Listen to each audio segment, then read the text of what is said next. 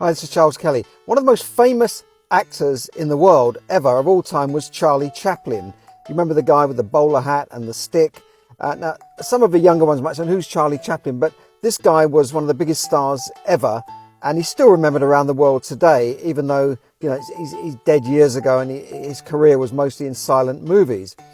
But maybe you don't remember another actor of a similar era called Buster Keaton. Now, both of these actors were pioneers in their day and made the early silent films and stretched out the film industry and brought in new innovations. Now, there's two differences between Charlie and Buster. Yes, both were successful. Both were earning a lot of money acting and directing and doing things in the film industry. They were on a fabulous income.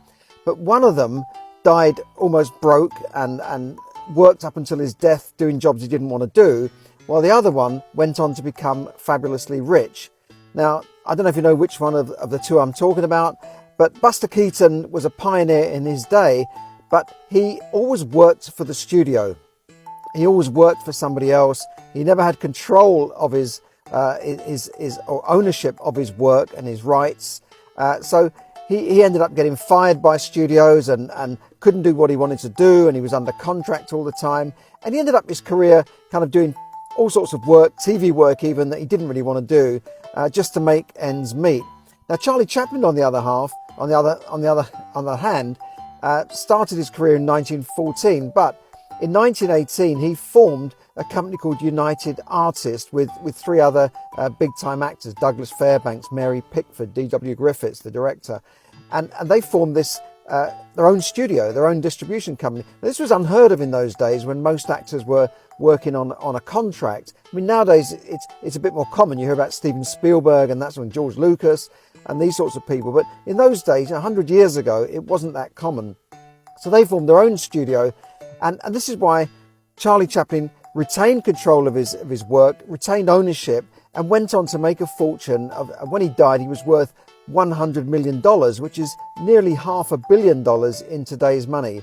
Now, that's the difference between the two. One worked for salaries and wages, while the other worked and built assets. They concentrated on building assets, and that's what the rich and wealthy people have always done. Now, yes, you can make a lot of money working for a company. You can make a lot of money from salaries and that sort of thing, and people can retire very comfortable and fairly wealthy.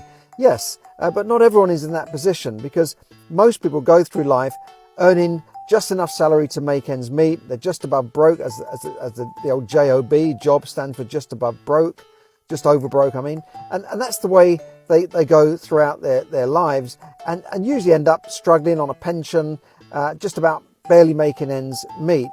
While people who invest in assets can retire much earlier, they can be more comfortable, and they can get passive income from those assets. So I was giving you that example there of the two actors because they were around at the same sort of time, and yet one didn't concentrate on building assets and didn't really look after his money that well at all, while the other and they say that Charlie Chaplin wasn't even as good as Buster Keaton, and yet he went on to make an absolute fortune.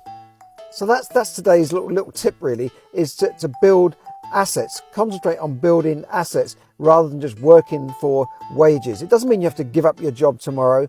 It doesn't mean you have to start a business. There are lots of ways of investing in assets. Now, I help people manage their money better and build wealth over time through investing in assets.